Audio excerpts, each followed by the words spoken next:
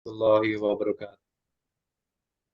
الحمد لله نحمده ونستعينه ونستغفره ونستهديه ونعوذ به من شرور أنفسنا ومن سيئات أعمالنا من يهده الله فلا مضل له ومن يضلل فلا هادي له أشهد أن لا إله إلا الله وحده لا شريك له أشهد أن محمدا عبده ورسوله صلى الله عليه وعلى آله وصحبه ومن كان على دينه إلى يوم لقائه قال الله عز وجل في كتابه الكريم يا أيها الذين آمنوا اتقوا الله حق تقاته ولا تموتن إلا وأنتم مسلمون يا أيها الناس اتقوا ربكم الذي خلقكم من نفس واحدة وخلق منها زوجها وبث منهما رجالا كثيرا ونساء واتقوا الله الذي تساءلون به والأرحام إن الله كان عليكم رقيبا يا أيها الذين آمنوا اتقوا الله وقولوا قولا سديدا يصلح لكم أعمالكم ويغفر لكم ذنوبكم ومن يطع الله ورسوله فقد فاز فوزا عظيما أما بعد فإن أصدق الحديث كتاب الله وخير الهدي هدي محمد صلى الله عليه وسلم وشر الأمور محدثاتها وكل محدثة بدعة وكل بدعة ضلالة وكل ضلالة في النار.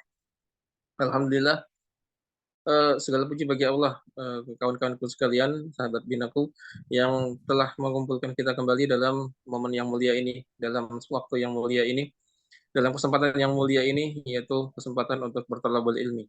Semoga momen yang mulia ini sebagai tanda Allah Ta'ala cinta kepada kita, sebagai tanda bahwasanya Allah Subhanahu wa taala ingin kebaikan bagi diri kita. Karena Nabi Shallallahu alaihi wasallam bersabda, "Man yuridillahu bihi khairan yufaqihu fid din." Siapapun orang yang Allah taala kehendaki bagi dia kebaikan, maka Allah taala akan perjalankan dia dalam jalan ilmu. Allah taala akan faqihu fid din, akan pahamkan dia dengan ilmu agama. Dan memahami ilmu agama itu tidak bisa dengan turun dari langit, dengan turun sendiri seperti turunnya hujan. Nah, tidak, pasti ada prosesnya. Dan salah satu proses untuk bertafakuh fiddin adalah dengan menuntut ilmu agama, bermajelis ilmu. Semoga Allah Subhanahu wa taala rahmati kita dalam majelis ini, amin ya rabbal alamin. Jemaah kawan-kawan yang dirahmati oleh Allah Subhanahu wa taala, sahabat binaku, semoga Allah Subhanahu wa taala rahmati kita semua. Sekarang kita masuk dalam bab yang ketiga dari kitab At-Tibyan fi Hamalatil Quran. Bab ini Al-Imam An-Nawawi memberi nama bab ini sebagai bab fi ikrami ahlil Qur'ani wa nahyi an idaihi. Bab tentang ikrami ahlil Quran, tentang wajibnya menghormati ahlil Quran. Wajibnya menghormati ahlul Quran, wa nahyi an idaihi, dan larangan untuk menyakitinya. Jadi saking pentingnya urusan ini, urusan menghormati ahlul Quran, urusan dosa orang yang menyakiti ahlul Quran, sampai Al-Imam Nawawi memberikan bab khusus yang ini sebenarnya sudah disebutkan pada bab-bab yang sebelumnya tentang bagaimana kita harus menghormati, apa kewajiban kita kepada ahli Quran dan bagaimana kita harus bersikap, itu sudah dibahas secara eksplisit ya, secara tersirat dalam bab sebelumnya. Tapi demi untuk menegaskan kembali tentang pentingnya bab ini, Imam An-Nawawi memberikan satu bab khusus secara eksplisit, secara tekstual, secara lengkap yang menjelaskan tentang pentingnya menghormati ahli Al-Quran. Bismillahirrahmanirrahim, kita mulai bab ini. Qala al-musannif rahimahullah, Al-Imam An-Nawawi berkata, semoga Allah Ta'ala merahmati beliau. Qala Allah Azza wa Jalla, Allah Subhanahu wa taala berfirman, "Wa may ya'zim sya'airallah fa innaha min taqwal qulub." Allah Ta'ala berfirman, "Wa man yu'azzim sya'airallah." Siapapun orang yang yu'azzim, orang yang mengagungkan sya'airallah, syiar-syiar Allah. Al-Imam Ibnu Katsir menafsirkan kalimat sya'airallah sebagai awamirallah, sebagai perintah-perintah Allah Subhanahu wa taala. Jadi sya'airallah itu artinya adalah dari kata syiar. Nah, syiar itu artinya sesuatu yang mengingatkan kita kepada Allah Subhanahu wa taala. Sesuatu yang kalau disebutkan maka kita ikat kepada Allah Subhanahu wa taala. Makanya seperti contohnya masjid. Nah, masjid itu syiarnya Allah. Apalagi salat itu syiarnya Allah. Al-Qur'an itu syiarnya Allah. Mekah, Ka'bah, kemudian peci, kemudian sajadah. Itu segala sesuatu yang kalau kita disebutkan sesuatu itu, kita langsung ingat kepada Allah Subhanahu wa taala. Itu namanya syiar-syiar Allah Subhanahu wa taala. Nah, secara khusus Al-Imam Ibnu Katsir menjelaskan bahwasanya yang dimaksud dengan sya'airallah di sini adalah awamirallah. Ya, awamirallah itu artinya adalah perintah-perintahnya Allah Subhanahu wa taala, urusan-urusannya Allah Subhanahu wa taala. Allah Taala berfirman, "Wa may yu'azzim sya'airallah." Ya, siapapun orang yang mengagungkan perintah-perintah Allah, urusan-urusannya Allah Subhanahu wa taala, fa innaha, maka itu pengagungan dia terhadap urusan Allah taala, terhadap perintah-perintah Allah taala, min taqwal qulub, itu adalah bagian dari ketakwaan hati. Itu adalah bagian dari ketakwaan hati. Fa innaha min taqwa al-qulub. Nah, di sini ada pesan dari Allah Subhanahu wa taala.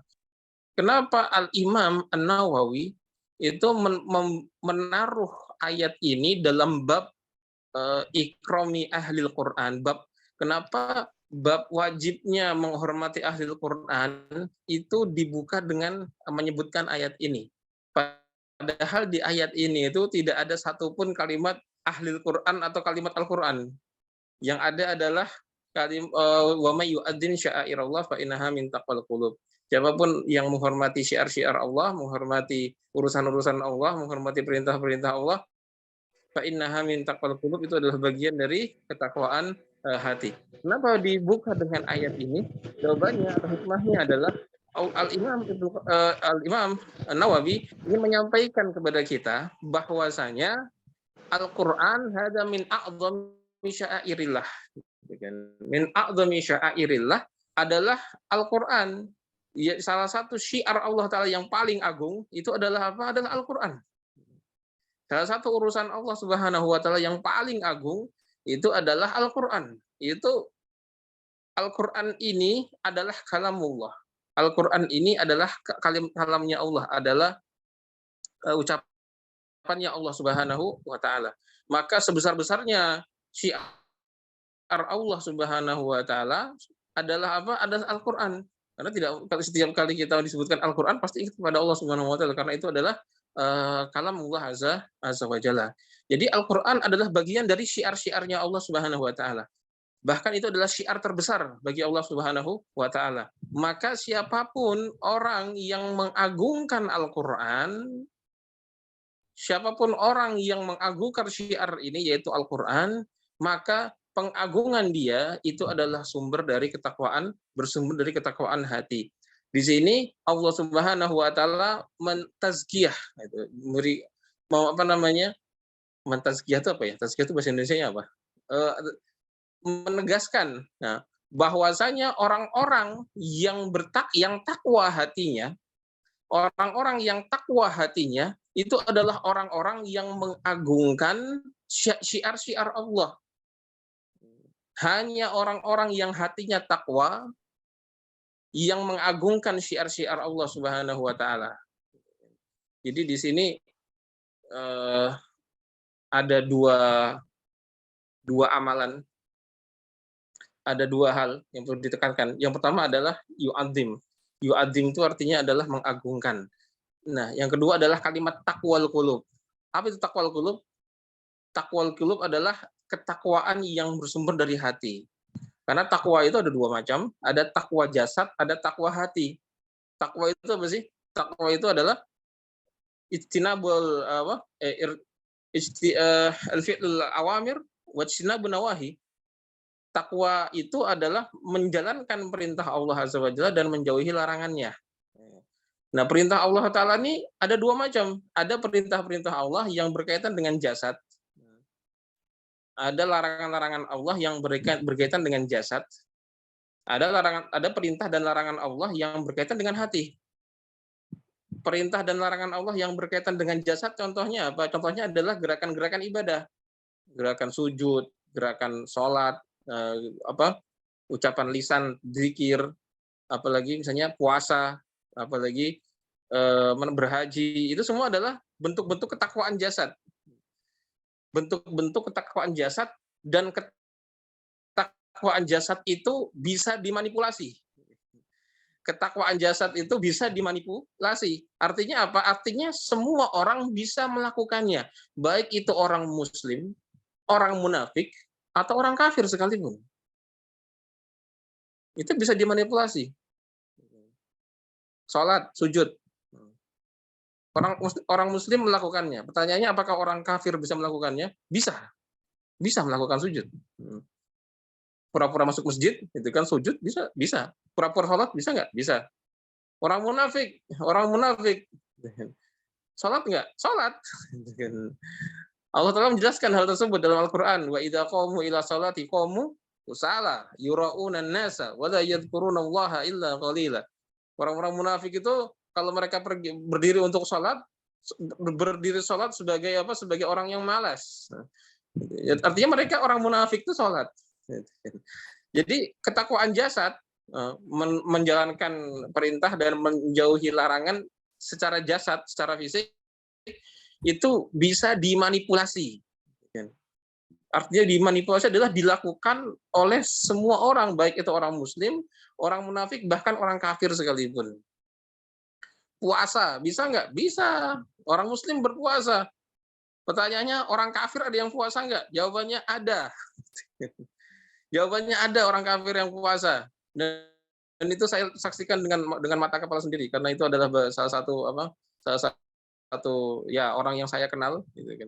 Jadi saya, pada Ramadan kemarin, barusan Ramadan kemarin itu, Ramadan kemarin ini, saya pergi ke Jakarta, ke tempat orang ini, saya ada urusan bisnis sama dia, kemudian kebetulan ketika itu sedang Ramadan, artinya saya setelah rapat, setelah meeting sama dia malam sampai jam 2 malam itu, kita meeting sampai jam 2 malam, habis itu selesai agak capek, istirahat bentar, kemudian saya mau cari sahur, gitu kan. Dia juga cari sahur, kaget saya, bukan, bahkan dia cari sahur dan dia hidangkan sahur itu bagi saya dan bagi dia. Jadi dia orang Kristen, orang Katolik, gitu kan. Ketika saya mau sahur, ternyata dia sudah cari hidangan sahur dan dihidangkan kepada saya, gitu kan. Karena dia tahu saya puasa. Gitu. Artinya akhirnya ya kita sahur bareng. Gitu. Saya sahur waktu itu pakai soto Betawi kalau nggak salah, soto Lamongan itu sahurnya itu. Saya sahur pakai soto Lamongan, dia juga sahur pakai soto Lamongan. Saya kaget gitu kan. Loh, kok sampean sahur gitu kan. Sampean puasa toh? Kayak gitu. Oh iya, saya juga ikut puasa.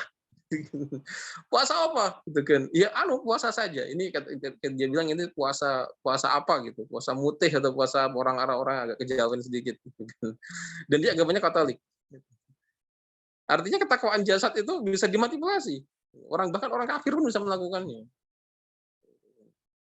Nah, adapun ketakwaan hati itu adalah ketakwaan murni yang tidak bisa dimanipulasi.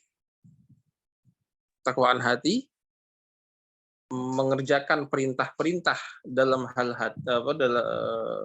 perintah-perintah Allah yang berkaitan dengan hati dan larangan-larangan Allah yang berkaitan dengan hati, ini hanya bisa dilakukan oleh orang yang betul-betul beriman. Apa itu perintah-perintah Allah yang berkaitan dengan hati? Di antaranya adalah cinta kepada Allah Subhanahu wa taala. Berharap kepada Allah Subhanahu wa taala. Takut kepada Allah Subhanahu wa taala. Bertawakal kepada Allah Subhanahu wa taala. Mengagungkan Allah Azza wa Jalla.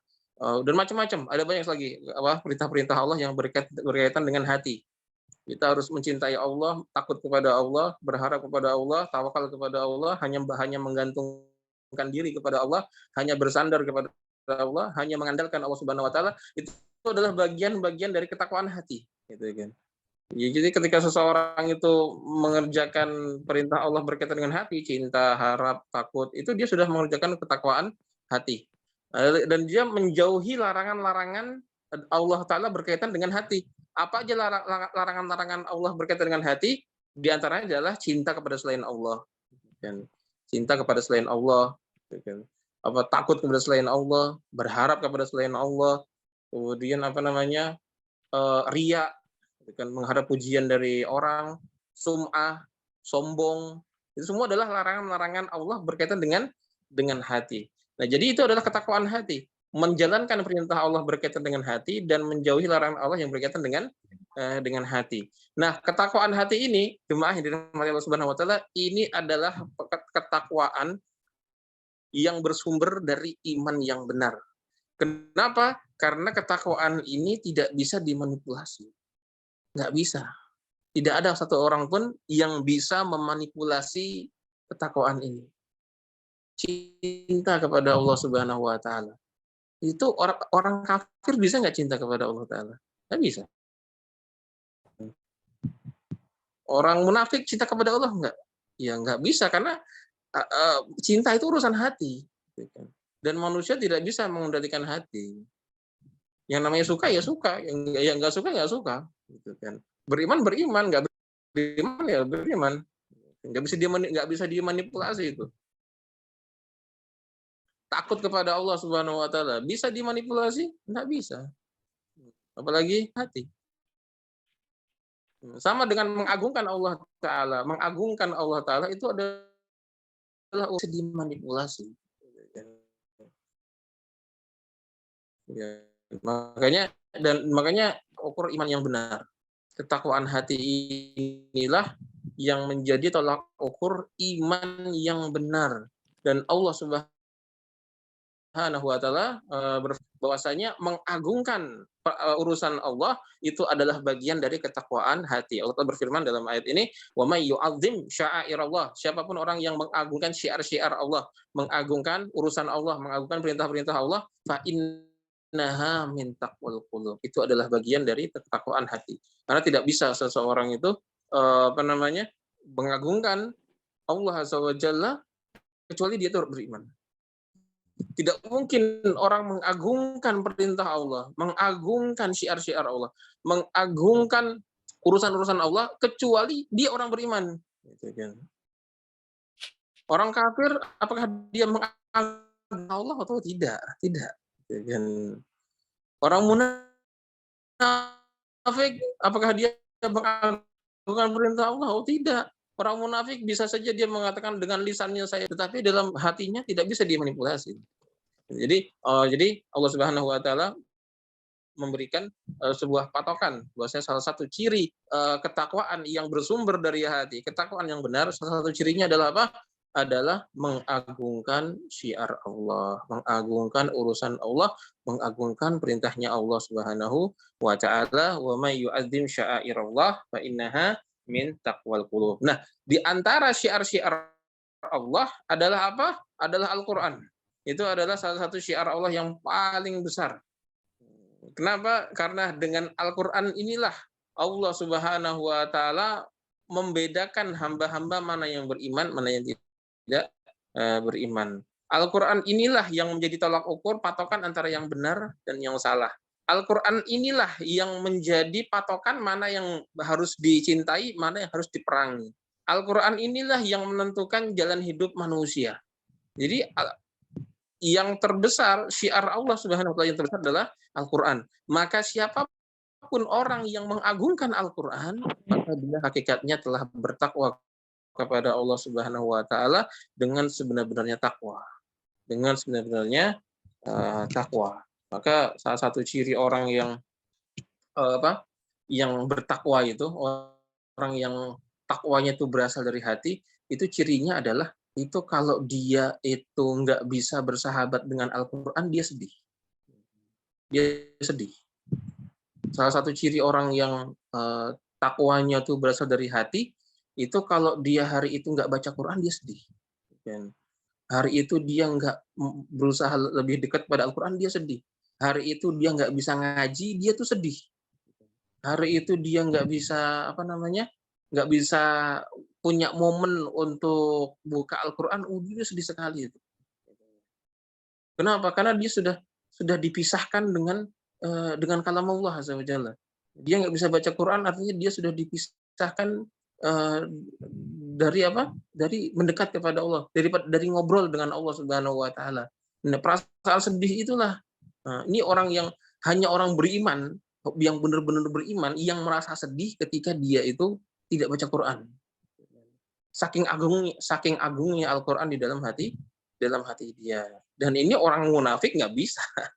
Orang munafik sedih nggak kalau apa namanya dia nggak baca Quran? Ya nggak sedih, gitu. Nggak sedih, biasa aja. Nggak baca Quran nggak biasa aja. Orang kafir sedih nggak? Nggak sedih sama sekali.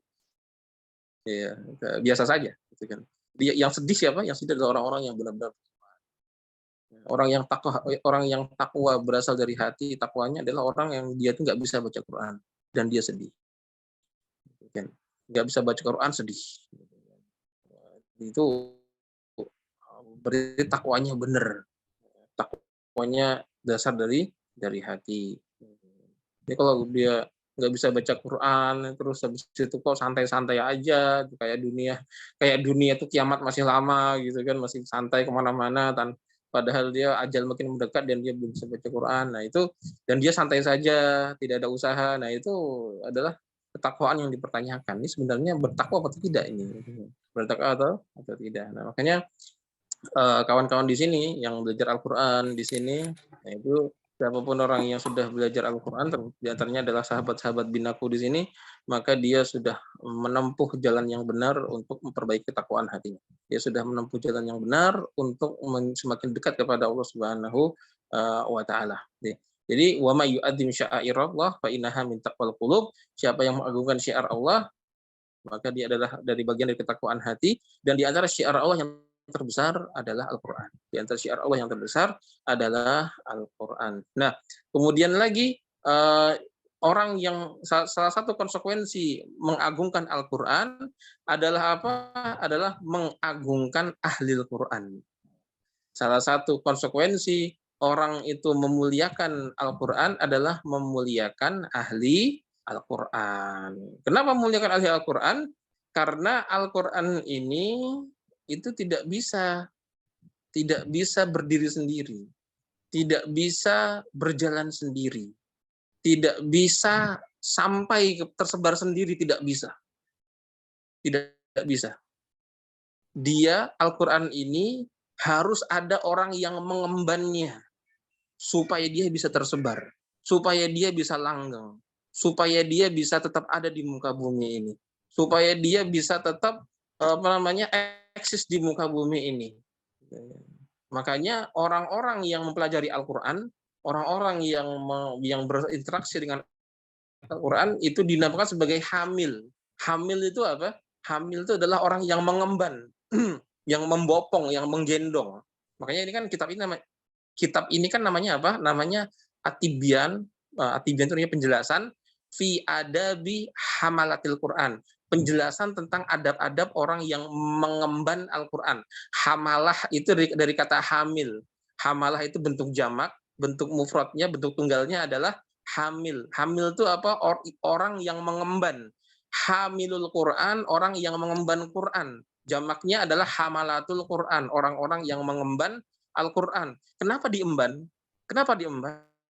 Jawabannya karena Al-Quran ini tidak bisa tersebar sendiri. Itu sudah menjadi sunatullah, menjadi aturannya Allah Subhanahu wa Ta'ala. Al-Quran itu harus ada yang mengemban. Dan jadi harus ada yang mengemban itu bukan berarti Allah Ta'ala butuh kepada orang untuk mengemban Al-Quran. Bukan seperti itu. Allah Ta'ala bisa saja menyebarkan Al-Quran tanpa ada orang yang mengemban, bisa saja.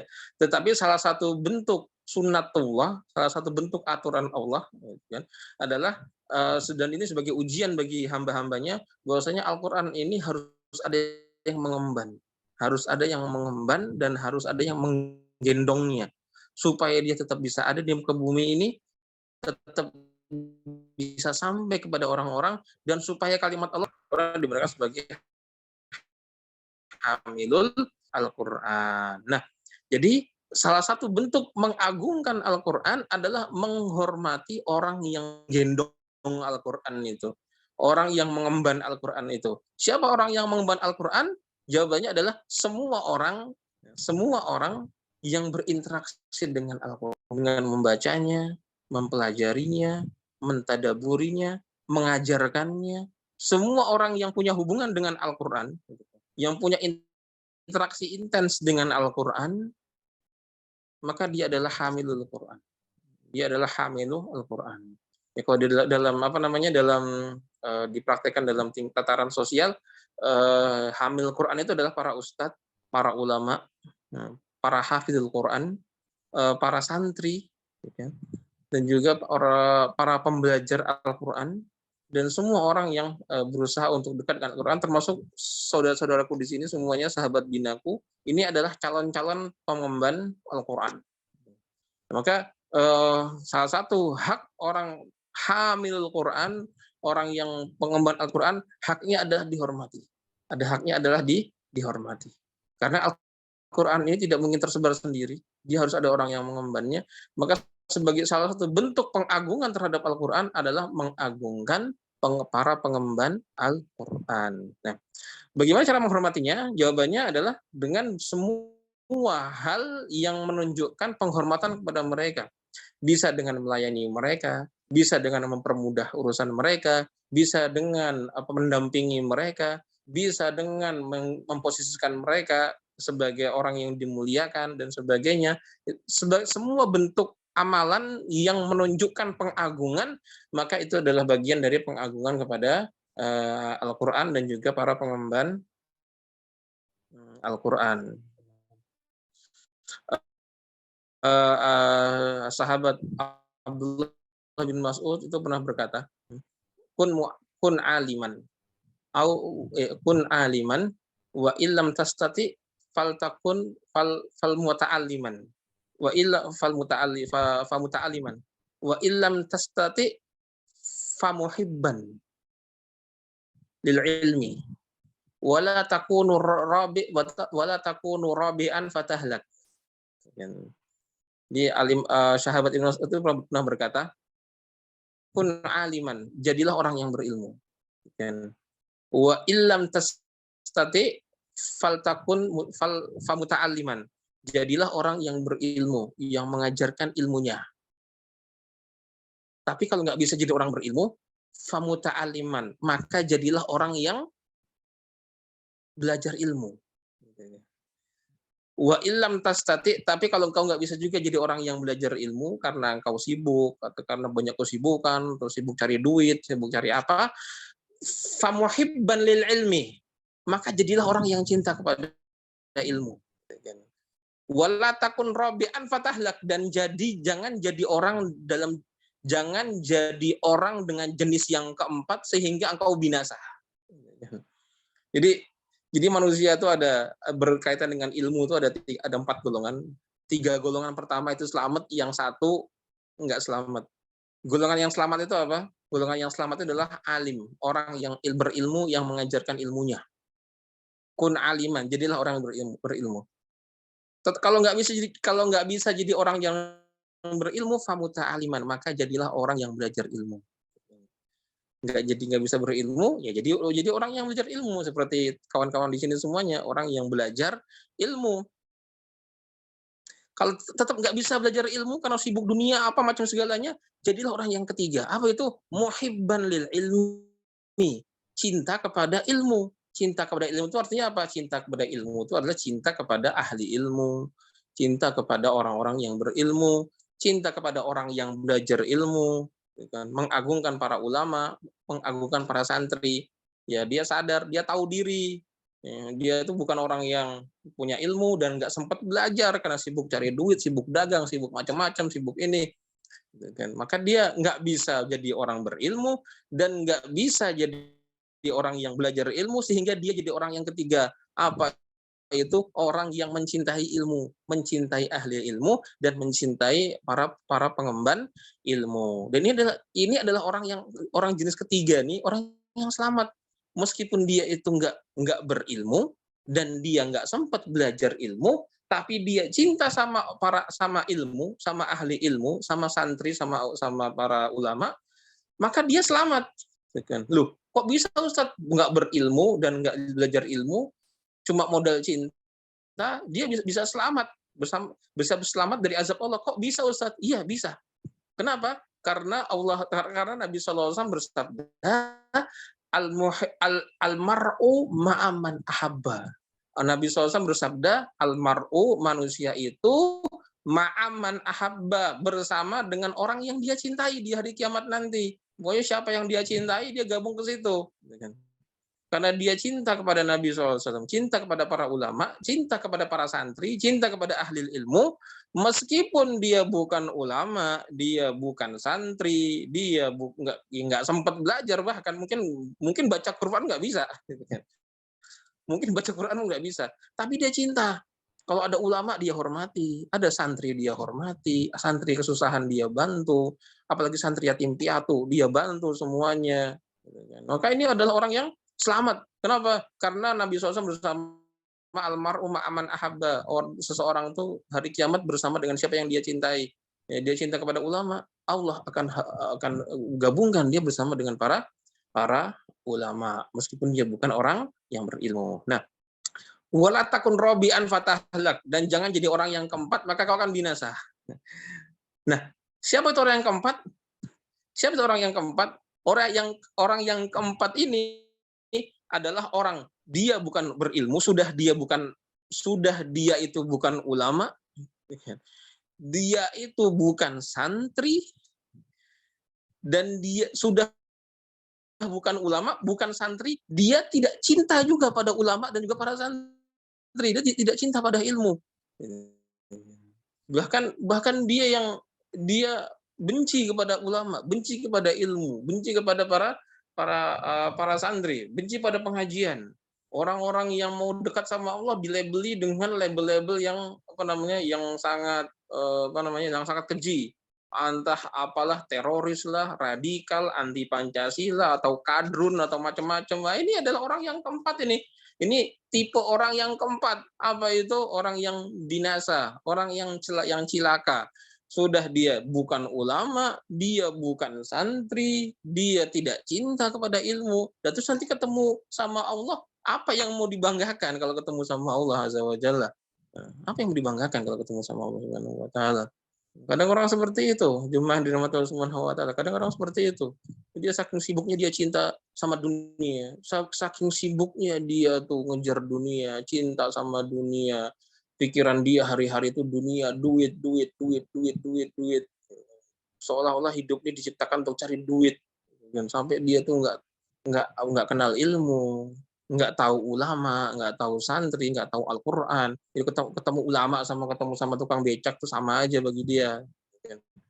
Ketemu sama santri, bahkan dia lebih hormat ketemu sama pejabat daripada sama para ulama.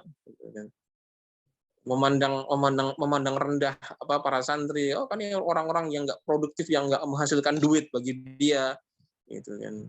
Ini adalah orang yang cilaka di dunia dan sebelum di akhirat. Di dunia dia cilaka, gitu kan, karena dia diharamkan dari hidayah, diharamkan dari surga dunia, yaitu hidayah, yang kemudian nanti di hari kiamat, naudzubillahi ta'ala, ketika dia akan dikumpulkan dengan orang yang dia cintai. Orang cinta kepada dunia, yang dia cintai adalah ahli dunia, yang karena ada orang yang penggila dunia, pikirannya otaknya duit semua isinya. Yang dia cintai siapa? Yang dia cintai adalah orang-orang sukses kayak Donald Trump, gitu kan, kayak Crazy Rich Fulan, kayak Steve Jobs, dia kayak Bill Gates, itu yang dia cintai, yang dia kagumi. Nah, ini nanti kalau di hari kiamat dikumpulkan sama siapa? Ya dikumpulkan sama siapa? Sama si Bill Gates, kumpulkan sama siapa? Sama Donald Trump. Jadi ada orang yang cinta sama Ronaldo, ya hari kiamat dikumpulkan sama Ronaldo. Cinta sama siapa? Sama Messi, ya nanti dia kiamat dia dikumpulkan sama Messi. Di mana? Ya nggak tahu. Tergantung tempatnya di mana. Tergantung nanti Donald Trump tempatnya di mana, kita nggak tahu. Tergantung nanti siapa tuh si Bill Gates tempatnya di mana, yaitu nanti orang yang cinta sama mereka digabungkan sama mereka di tempat mereka. Nggak tahu di mana tempatnya itu. Gitu kan. Jadi itu jemaah yang dirahmati Allah Subhanahu wa taala, menghormati ahli ilmu, menghormati para pengemban Al-Qur'an, menghormati orang yang punya interaksi, orang yang memikul Al-Qur'an, itu bagian dari pengagungan kepada syiar-syiar Allah Subhanahu wa taala, dan itu hukumnya wajib. Kalau kita nggak bisa jadi orang berilmu, maka jadilah orang yang belajar ilmu. Nggak bisa jadi orang hafid Quran, belajarlah hafal Quran. Nggak bisa jadi orang yang dekat dengan Al-Quran, belajarlah untuk dekat dengan Al-Quran. Nggak bisa juga, nggak bisa belajar ilmu, nggak bisa belajar hafal Al-Quran.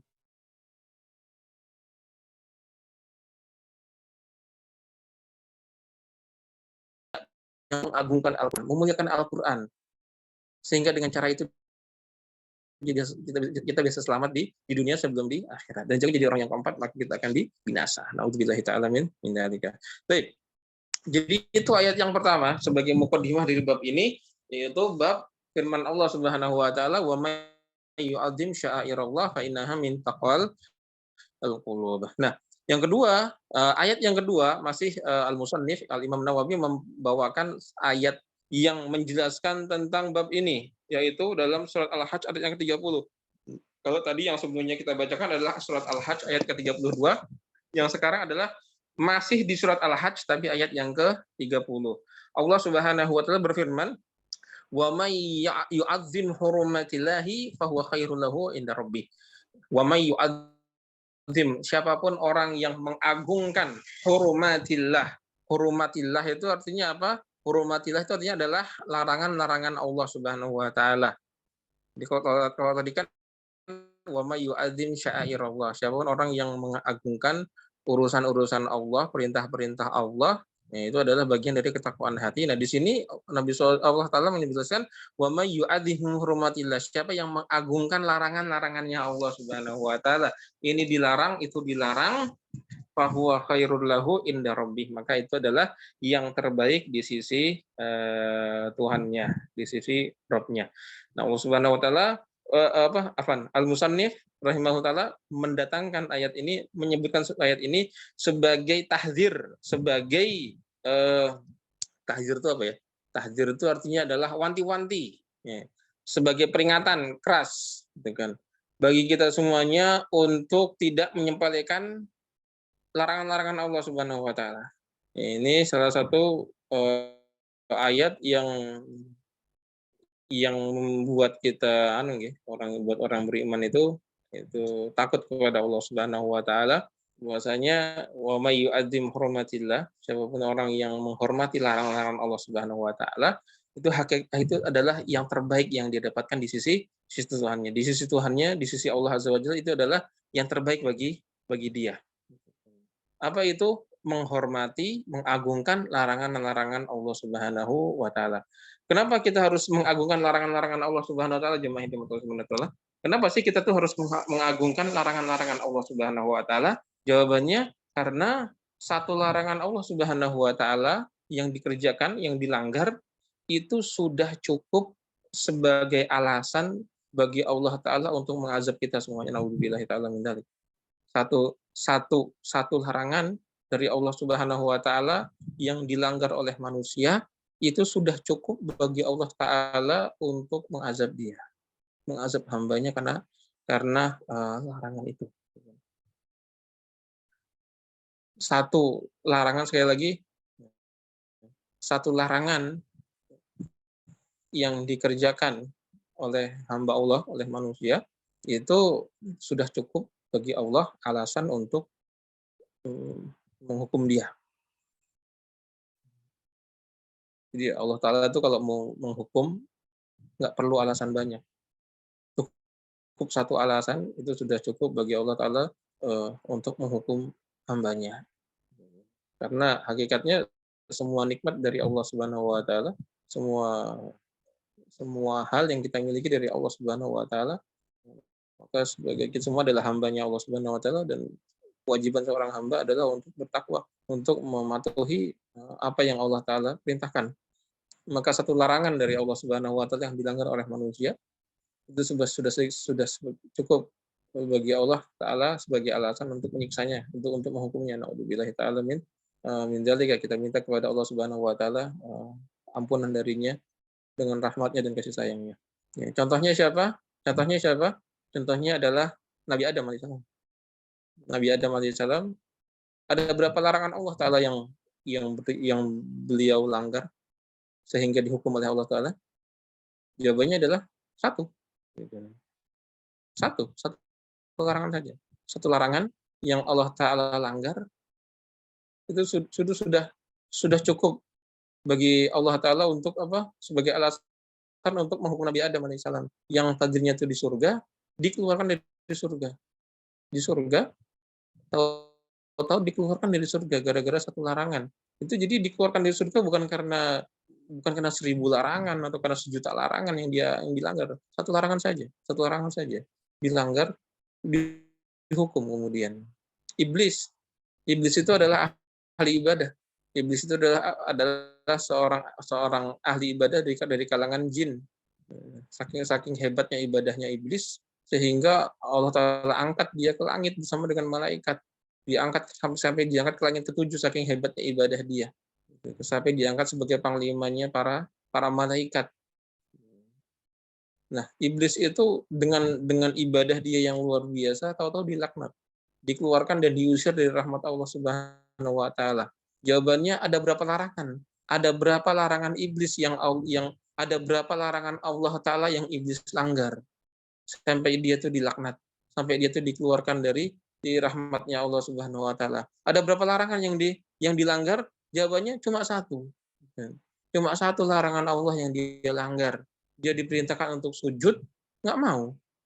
Ya, jadi karena satu larangan inilah, karena satu hal inilah Allah Ta'ala lupakan semua ibadah dia. Allah Ta'ala lupakan semua kebaikan dia dikarenakan satu larangan ini. Maka jemaah yang dirahmati Allah Subhanahu wa taala, kita sudah seharusnya takut kepada Allah Subhanahu wa taala untuk tidak melanggar semua larangan Allah Subhanahu wa taala. Nah, kita itu sudah entah sudah berapa larangan Allah yang kita langgar itu ya. Ini sudah ribuan gitu, sudah jutaan bahkan mungkin. Sudah jutaan dosa yang kita lakukan mungkin. Kita sudah sangat kotor gitu. Saya sudah banyak sekali dosanya kita. Sudah bukan satu larangan lagi. Sudah entah berapa kali kita sudah melanggar aturan Allah Subhanahu wa taala. Maka hendaknya orang-orang yang takwa kepada Allah, orang yang takut kepada Allah, orang yang imannya benar kepada Allah Subhanahu wa taala, takut akan larangan Allah Subhanahu wa taala ini. Kenapa? Karena kita mengambil pelajaran dari iblis, kan? Mengambil pelajaran dari Nabi Adam alaihissalam.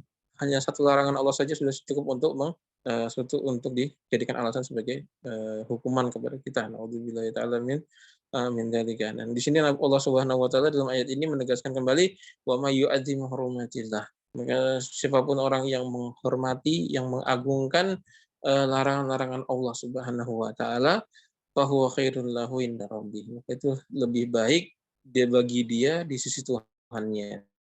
Ya memang Allah Ta'ala itu maha pengampun. Allah Ta'ala itu maha pengampun. Tetapi meskipun Allah Subhanahu wa taala itu maha pengampun, meskipun dosa-dosa kita itu nanti diampuni oleh Allah Subhanahu wa taala, amin, tetap saja larangan yang kita kerjakan itu akan mengganggu perhitungan hisab kita. Satu larangan yang kita langgar itu akan sangat-sangat mengganggu. Mengganggu apa? Mengganggu perhitungan amal soleh kita. Karena manusia itu ketika dihitung amal solehnya itu diperlihatkan surga sebelah kanan, neraka sebelah kiri. Surga di sebelah kanan, neraka di sebelah kiri. Dan itu timbangan amal di depan matanya. Yang ke kanan amal soleh, yang ke kiri amal buruk. Dan mana yang lebih berat itu yang nanti akan jadi yang terbuka jalannya. Amalan soleh lebih berat, makanya akan terbuka pintu sebelah kanan itu apa? Pintu surga. Amalan kiri lebih berat, naudzubillahi ta'ala, amalan dosa lebih berat, naudzubillahi ta'ala, itu akan terbuka pintu untuk menuju jalan sebelah kiri, naudzubillahi ta'ala min dzalika. Maka satu saja larangan yang Allah Ta'ala yang dilanggar oleh manusia itu sudah sangat mengganggu itu. Itu sudah cukup untuk mengganggu kondisi dia di hari kiamat. Apalagi 1000 larangan. Apalagi sejuta larangan. Apalagi di hidupnya dihabiskan untuk bermaksiat kepada Allah Ta'ala, naudzubillahi ta'ala min dzalik. Pasti akan sangat terganggu sekali. Sangat mengganggu perhitungan perhitungan amal soalnya. Maka Allah Ta'ala mengatakan wa may yu'adzim hurumatillah, orang yang mengagungkan. Di sini sebenarnya bahasa halus ini. Bahasa halus dari Allah Subhanahu wa taala. Udahlah, udahlah rasa kokian dosa. Udahlah nggak usah kebanyakan dosa. Itu kebanyakan dosa itu akan merepotkan dirimu sendiri. Kalau menghormati perintah Allah, menghormati larangan Allah, itu lebih baik bagi kamu di sisi Allah Subhanahu wa taala. Nggih. Barakallahu fikum. Jadi wa may yu'adzim hurumatillah fa huwa khairul lahu inda rabbih. Nah, di antara larangan-larangan Allah Azza wa Jalla, di antara larangan-larangan Allah Taala yang harus kita jaga, tidak kita lakukan adalah apa? Adalah merendahkan ahli Quran. Merendahkan ahli Quran itu adalah larangan, nggak boleh, dosa. Itu adalah perbuatan yang dosa, perbuatan yang menyelisihi perintah Allah Subhanahu wa taala. Maka siapapun orang yang meremehkan, merendahkan dan tidak menghormati ahli Quran, maka sejatinya dia sudah sengaja untuk mengganggu proses hisab dia di hari kiamat. Di hari kiamat nanti, naudzubillahi taala min dzalika. Orang, sekali lagi kita sebutkan bahwasanya orang yang akan selamat itu adalah orang yang tiga tadi. Orang yang berilmu, paham Al-Quran, atau orang yang belajar ilmu, belajar Al-Quran, atau orang yang cinta kepada ilmu, cinta kepada Quran, dan cinta kepada orang-orang pengemban Al-Quran. Lewat dari tiga itu tidak ada yang selamat. Orang yang lewat dari tiga itu, tidak ada orang yang tidak masuk dalam kategori satu dari tiga ini, maka itu dia bukan orang yang selamat. Naudzubillahi ta'ala min dzalika. Maka ada sebuah kehinaan, sebuah kedosa besar kita mengacuhkan ahli Quran. Kita mengacuhkan ulama, menterlantarkan ulama, menterlantarkan santri. Jadi kita tidak peduli kepada mereka, itu adalah sebuah dosa besar yang akan sangat mengganggu perhitungan amal seseorang di hari kiamat nanti. Wallahu taala alam bissawab. Nggih. Barakallahu fikum. Ini kita cukupkan sampai di sini. Kita sudah jam 9 kurang 9 menit. Kita diberi waktu sampai jam 9 pas. Nah, maka sisa 9 menit ini kita akan jadikan sebagai momen untuk menjawab pertanyaan-pertanyaan yang sudah masuk. Di sini ada beberapa pertanyaan yang sudah masuk. Ini pertanyaan yang disebutkan, yang ditanyakan sebelum kajian dimulai ini. Coba kita baca dulu pertanyaannya. Bismillahirrahmanirrahim. Nah, ini pertanyaan yang di luar tema, tapi nggak apa-apa. Ya, bismillah. Pertanyaan yang pertama, apakah setiap akan memulai sholat wajib itu wajib membaca niat sebelum sholat? Apakah, saya ulangi lagi, apakah setiap seseorang itu mau memulai sholat, wajib bagi dia membaca niat sebelum sholat? Tolong digarisbawahi kalimat membaca niat sebelum sholat. Nah, jawabannya, niat itu hukumnya wajib. Berniat untuk sholat sebelum sholat, itu hukumnya wajib. Karena niat itulah yang akan membedakan antara gerakan sholat dengan gerakan senam. Jadi kita ruku, senam itu ada ruku enggak? Ada. Sholat ada ruku enggak? Ada. Mana yang bisa membedakan antara ini gerakan ruku atau gerakan senam? Apa yang membedakan? Niatnya yang membedakan. Jadi kalau ditanya apa hukumnya niat ketika sebelum sholat, jawabannya adalah wajib. Wajib seseorang itu berniat ketika sholat. Gitu kan. Nah, itu poin pertama. Yang kedua adalah apakah membaca niat wajib? Jawabannya tidak. Bukan tidak, bahkan dilarang. Kenapa? Karena pertama, niat itu adalah amalan hati. Niat itu adalah amalan hati. Dan amalan hati itu letaknya di mana? Di hati. Kalau dia itu diucapkan, itu sudah bukan amalan hati lagi, tetapi sebagai amalan lisan. Karena niat itu kan dari kata nawa. Nawayanwi, nawayan itu di nawayanwi, niyah itu apa sih? Niyah itu adalah hadisul qalbi, adalah betikan dalam hati. Jadi niat itu adalah amalan hati. Kalau diucapkan sudah bukan amalan hati lagi, tetapi amalan dan lisan. Itu yang pertama. Yang kedua, itu tidak pernah diajarkan oleh Nabi Shallallahu Alaihi Wasallam. Nabi SAW adalah orang yang paling khusyuk salatnya, orang yang paling benar salatnya, orang yang paling sempurna salatnya. Tidak ada yang lebih sempurna selain salatnya beliau. Itu beliau tidak mengucapkan niat. Beliau tidak mengucapkan niat. Dan yang dipahami oleh para salafus soleh sejak zaman dahulu, bahwasanya niat itu letaknya dalam hati. Nah, sehingga ketika sholat tidak perlu diucapkan, tidak perlu diucapkan. Dan bahkan itu adalah bentuk hal-hal yang menyusahkan. Dan kalau perlu diketahui bahwasanya yang namanya bid'ah itu pasti menyusahkan orang. Dulu kita di tol itu, waktu di tol mana itu, tol Trans Jawa, ada sebagian jemaah itu, kan kita lagi musafir ke Jakarta, nah kita singgah di rest area, nah itu kan di masjid itu, ada di rest area kan ada masjid. Itu sebagian jemaah itu ketika dia sholat zuhur kan di jamak ya, zuhur sama asar itu di jamak gitu kan. Nah dia sholat zuhur 4 rakaat gitu kan. Kemudian habis sholat zuhur 4 rakaat, sholat asar 4 rakaat lagi gitu kan. Padahal orang musafir kan boleh saja dikosor kan, sholat zuhur 2 rakaat, sholat asar 2 rakaat dalam satu waktu. Tapi mereka enggak, mereka jamak zuhur sama asar tapi enggak dikosor. Gitu. Pas ditanya, Mas, kenapa kok sholatnya tuh enggak dikosor saja? Gitu kan. Kenapa dijamak saja tapi enggak dikosor? Gitu kan. Jawabannya apa? Saya enggak tahu niatnya. saya mau kosor sholat zuhur sama asar, tapi saya enggak tahu niatnya. Maksudnya apa? Maksudnya dia itu punya keyakinan bahwa niat itu harus diucapkan.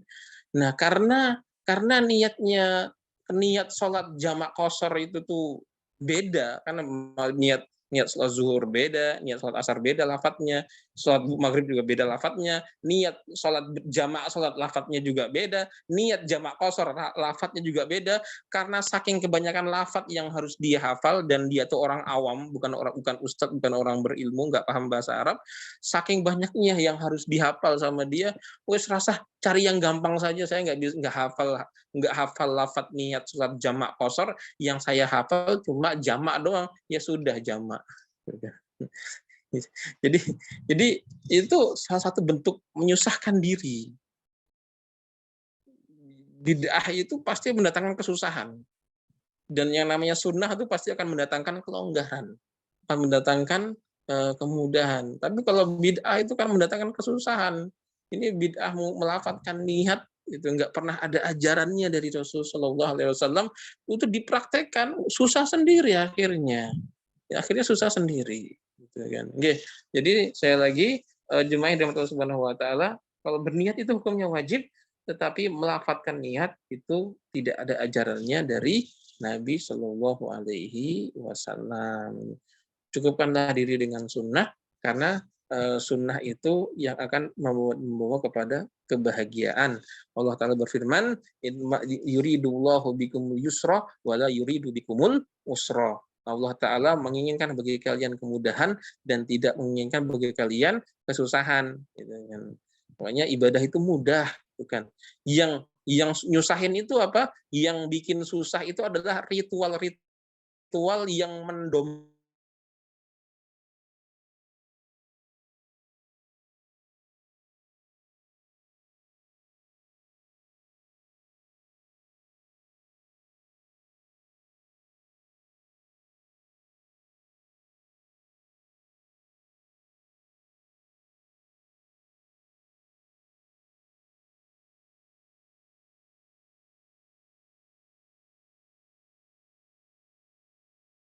Apakah mengkodoknya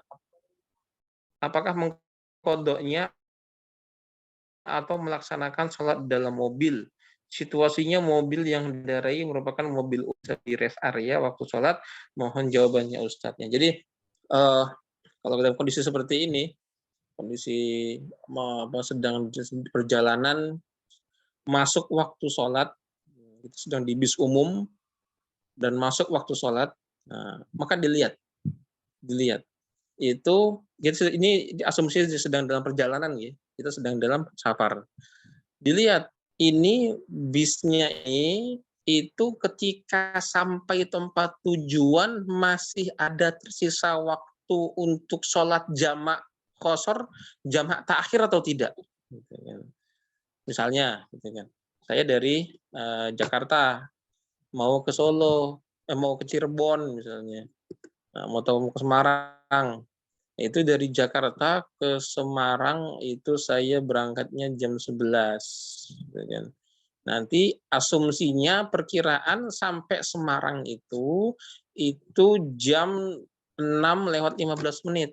Sedangkan waktu waktu maghrib itu jam berapa? Jam 16 kurang 15 menit, artinya lewat setengah jam.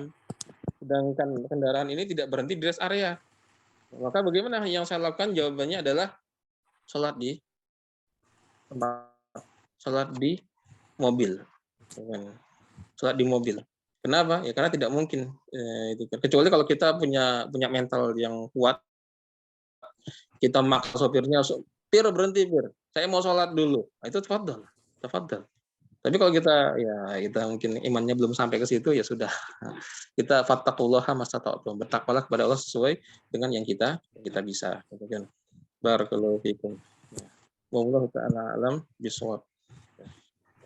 Sudah jam 9, maka ini kami kembalikan momen ini, forum ini kepada Ustadz Abu Pakayah sebagai selaku moderator. Barakallahu fiikum. Tafadhol Ustadz. Baik, barakallahu fikum. Alhamdulillah kita sudah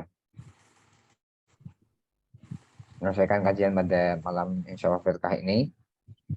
Insyaallah alhamdulillah kita telah mendapatkan faedah yang sangat baik sekali di kajian pada kesempatan kali ini. Insyaallah kita akan bertemu lagi 2 minggu lagi ya, insyaallah tanggal 23 November untuk melanjutkan kajian rutin ini yang membahas atau mengkaji kitab At-Tibyan fi Adabi Hamalatil Quran. Ya, kita sudah sampai bab 3 ya. Bab mengagungkan para ahlul Quran dan larangan menyakitinya. Oke. Mungkin itu saja yang bisa saya sampaikan. Kurang lebihnya mohon maaf. Ya, semoga antum semua bisa istiqomah mengikuti kajian ini dan juga istiqomah untuk belajar agama dan juga belajar Al-Qur'annya sama ustaz-ustaz masing-masing. Oke, itu saja yang saya sampaikan. Kita bertemu 2 minggu lagi. Assalamualaikum warahmatullahi wabarakatuh. Waalaikumsalam warahmatullahi wabarakatuh. Warahmatullahi wabarakatuh.